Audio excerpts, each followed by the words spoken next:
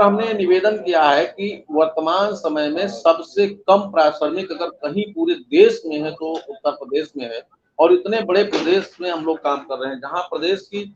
और हमारी संख्या इतनी बड़ी है, और अब स्थितियां काफी बिगड़ रही हैं। उत्तर प्रदेश के शिक्षा मित्र संघ के प्रदेश अध्यक्ष शिव कुमार शुक्ला ने राज्यपाल से मुलाकात की। राज्यपाल से मुलाकात करने के बाद कौन से मुद्दे पर चर्चा की गई, कितने रुपए मानदेय बढ़ाए जाएंगे, समायोजन कब तक होगा, इन सभी मुद्दों को लेकर यहाँ पे चर्चा की गई है। आप लोग इस पूरी वीडियो को जरूर देखिएगा, तभी आपको पूरी अपडेट मिल पाएगी। ऐसी स्थिति में अब सरकार को चेतना चाहिए,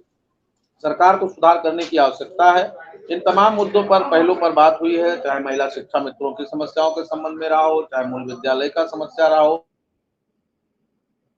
आर्थिक दृष्टिकोण पर मजबूत बात हमने रखा है। अन्य प्रांतों का शासनादेश दिया, राजस्थान का दिया है, छत्तीसगढ़ का दिया है, जहां गरीब, शोषित, वंचित, पीड़ित लोगों के बच्चे पढ़ते हैं, उन नौनिहालों का भविष्य मैं संवारने का प्रयास कर रहा हूं। लेकिन आज की स्थिति है कि मेरे बच्चों की भविष्य खुद अधर में लटकी हुई है। हमें अपने बच्चों की चिंता के साथ साथ उन गरीबों, मजलूमों, वंचितों के बच्चों की चिंता है,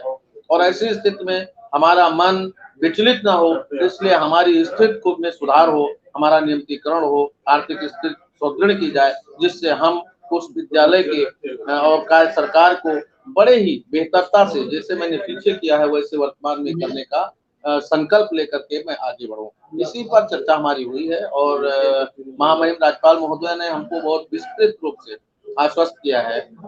समझा है, समझने के बाद आश्वस्त किया है कि निश्चित रूप से मैं माननीय मुख्यमंत्री जी को और भारत सरकार के यशस्वी प्रधानमंत्री जी को आपका पत्र प्रेषित करूंगी, और निवेदन भी करूंगी कि आपकी समस्याओं को संज्ञान में लें और उस पर कोई ना कोई कार्रवाई सुनिश्चित करें।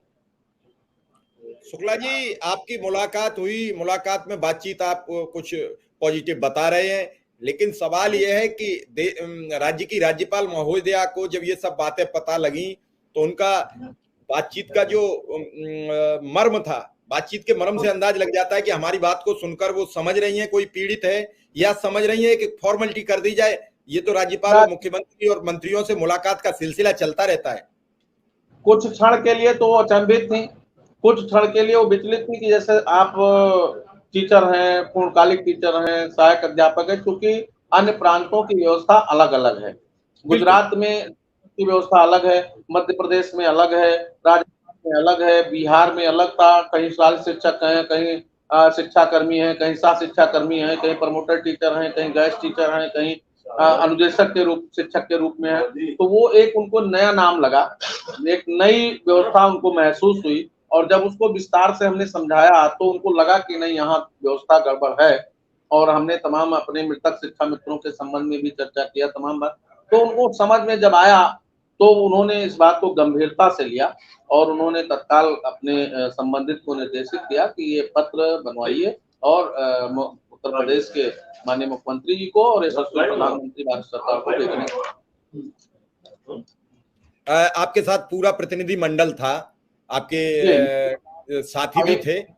जी भी थे, अध्यक्ष रमेश मिश्रा जी थे, और महानगर के अध्यक्ष हमारे यहाँ हरनाम सिंह जी थे, लड़की मीना यादव जी थी। 5 लोगों का प्रतिनिधिमंडल था, एक महिला थी, 4 लोग थे। तो सबको सुना और बहुत सम्मान के साथ उन्होंने बात किया, और मुझे भी बहुत अच्छा लगा।